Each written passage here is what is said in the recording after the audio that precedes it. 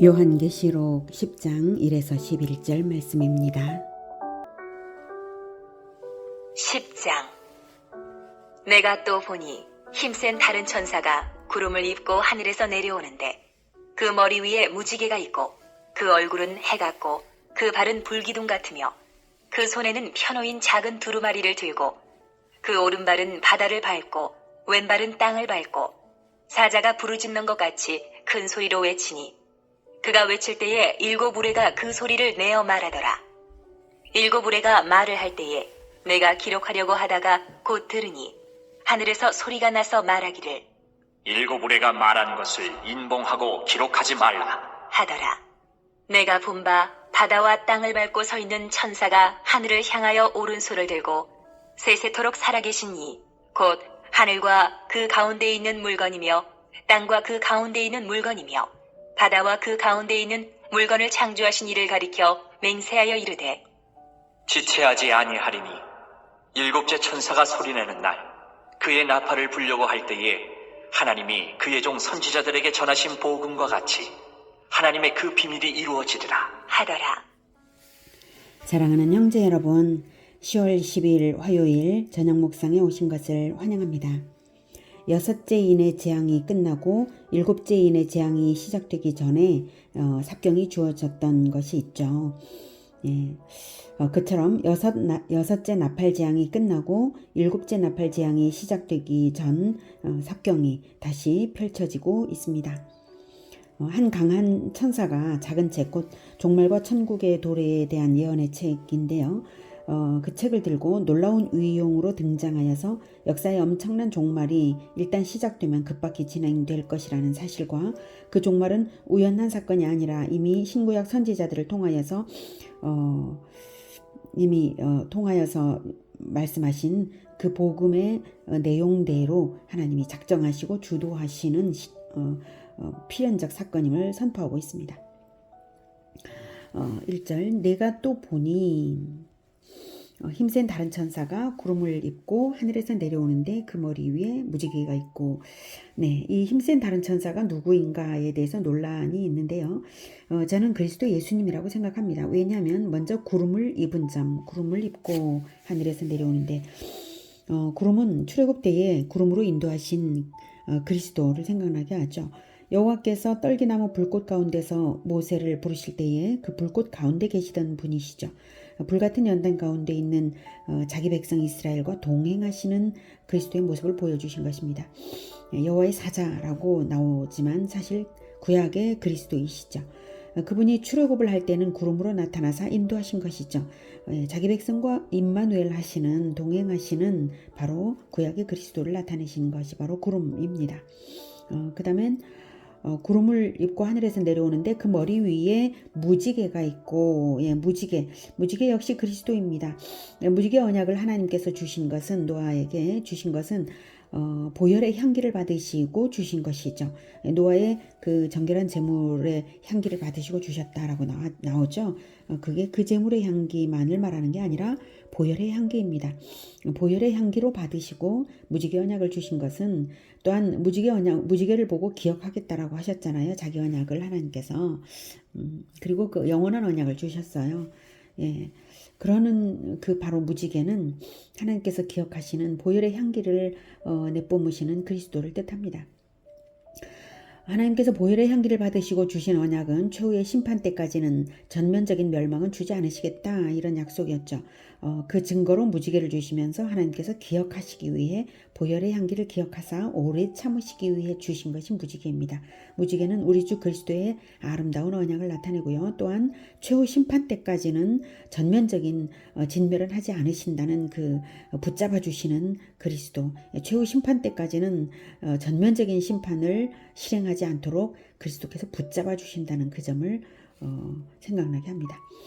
자, 그 다음에 그 얼굴은 해 같고, 무지개가 있고, 자, 그 다음 그 얼굴은 해 같고 그 발은 이제 불기둥이라고 했습니다.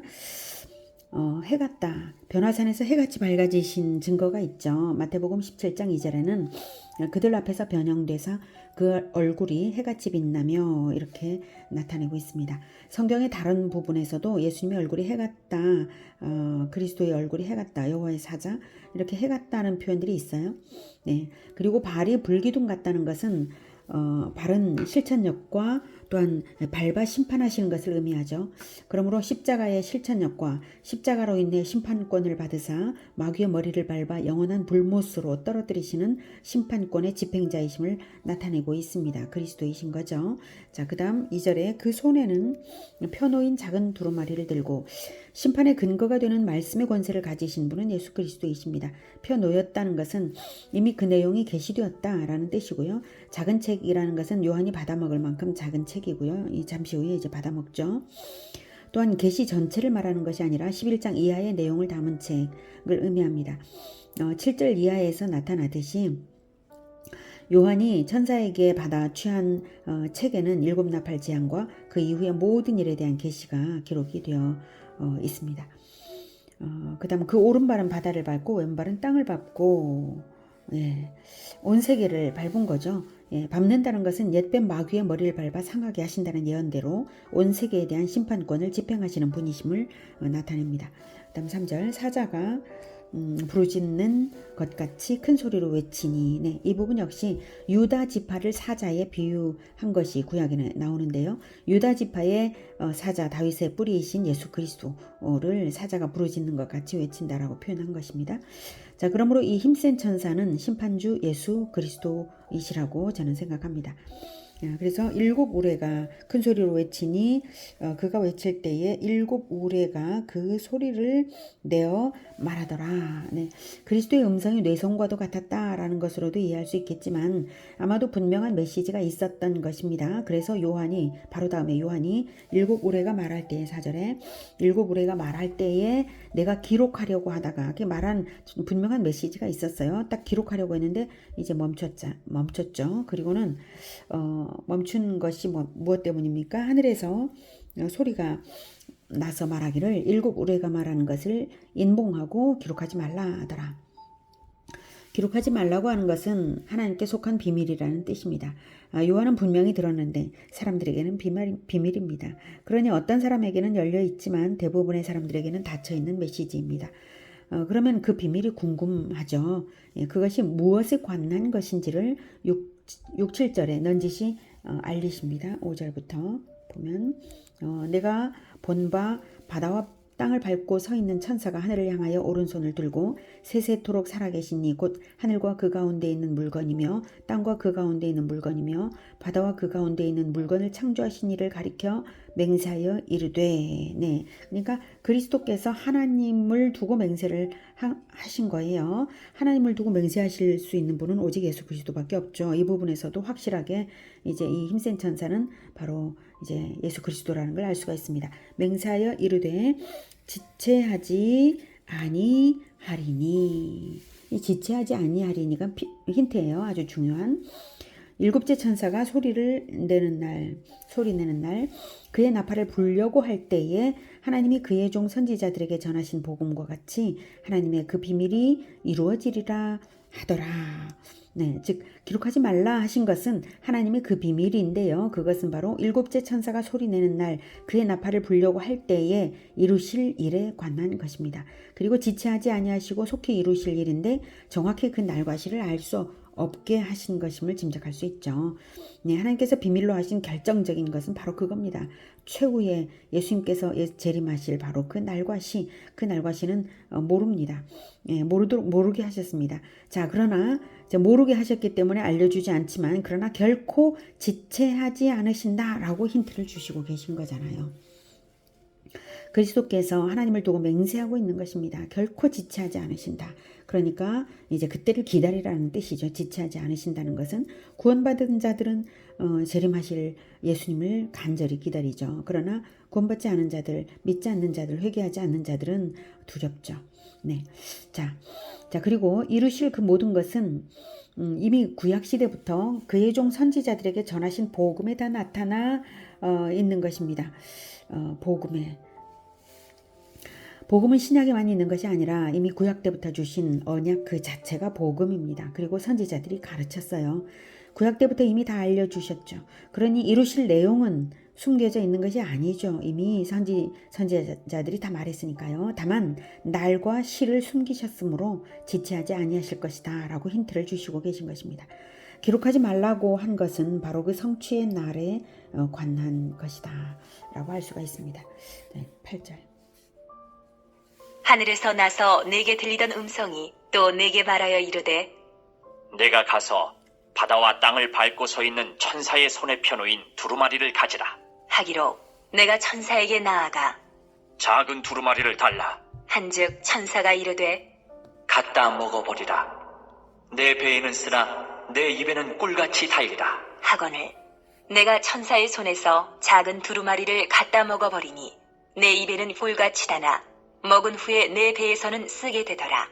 그가 내게 말하기를 내가 많은 백성과 나라와 방언과 임금에게 다시 예언하여야 하리라. 하더라. 네. 그 작은 책, 즉 심판에 관해 기록한 그 책을 먹으라 하시는 음성에 순종하여서 요한이 그 책을 먹었더니 내 입에는 꿀같이 다나 먹은 후에 내 배에서는 쓰게 되었습니다. 에스겔에도 그 비슷한 말씀이 나오죠. 자, 이것은 하나님의 계시의 말씀이 주는 크나큰 기쁨이 있지만 대환란과 최후의 심판을 살펴볼 때에 성도들에게 닥칠 고난을 생각하면 근심이 또 생기기도 하겠죠. 이 말씀은 언약이면서 또한 심판입니다. 그리고 그러나 이제 쓰게 된다라고 하는 더 분명한 이유는 바로 다시 예언하여야 하리라 이 말씀이죠. 다시 예언을 할 때 이게 쓴 그 고난의 길이죠. 이 말씀은 언약이면서 심판입니다. 언약이기 때문에 너무나 달지만 믿지 않는 자들에게는 심판이기 때문에 거부하고 그리고 예언자는 말씀을 전하는 복음 전도자는 거부당하는 것입니다. 언약 백성에게는 구원의 언약이지만 동일한 말씀이 믿지 않는 자들에게는 심판의 말씀이고 그 말씀을 그리스도인들이 온 세상에 전해야 함으로 쓴 것입니다. 자, 그래서 그가 내게 말하기를 내가 많은 백성과 나라와 방언과 임금에게 다시 예언하여야 하리라. 분명한 사명으로 명령으로 말씀하십니다. 쓰디 쓴맛을 가진 예언자의 예언의 삶, 복음 전도자의 전도의 삶입니다. 하나님 말씀을 온전히 전하는 것은 쓰디 쓴 것입니다. 특히 최후의 심판에 다다른 그 시점에는 심판의 말씀을 선포하여야 하므로 쓰디 쓴 것이지만 반드시 선포해야만 하는 것입니다. 우리는 예수님 편에 서서 예수님께서 하시는 일을 나타내고 선포해야 하는 자들입니다. 그런데 여러분, 심판주 되시는 예수 그리스도를 믿을 때 구원받는다. 이 말씀이 얼마나 달디단 말씀입니까? 그 달디단 복음을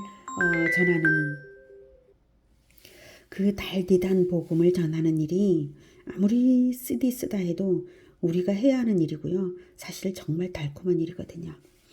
저는 복음을 전할 때 그 맛이 정말 얼마나 달고 단 것인지를 모든 그리스도인들이 알았으면 좋겠습니다. 그가 내게 말하기를 네가 많은 백성과 나라와 방언과 임금에게 다시 예언하여야 하리라. 이것이 예수님의 지상 명령입니다. 우리에게 명하신 것이 동일한 것이죠. 모든 민족에게 주님의 분부를 가르쳐 지키게 하라고 하셨지 않습니까? 요한처럼 말씀을 먹어서 달콤하게 먹어서 그 달콤한 것을 말하지 않을 수 없는 심령으로 쓰디쓴 실천의 길을 기꺼이 가는 우리 모두가 되기를 기원합니다. 기도하겠습니다. 하나님, 우리 주 예수님께서 속히 지체하지 않으시고 속히 오실 것을 믿습니다. 그리고 기다립니다. 그러므로 우리가 전도하지 않을 수 없습니다. 이 달콤한 것을 사람들에게 전파하지 않으면 우리는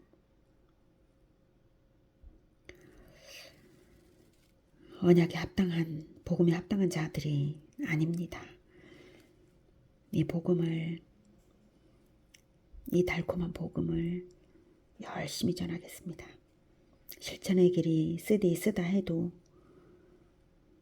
이 복음은 너무 달콤하니까 열심히 전하겠습니다. 주님, 우리를 도와주시옵소서. 많은 그리스도인들이 이 복음 전도의 맛을 알고 실천의 길을 갈 수 있게 도와주시옵소서. 우리 모두를 가장 영광스러운 이 길 기꺼이 적극적으로 갈 수 있게 도와주시옵소서. 예수 그리스도 이름으로 기도드립니다. 아멘. 이어지는 시간은 개인 기도 시간입니다.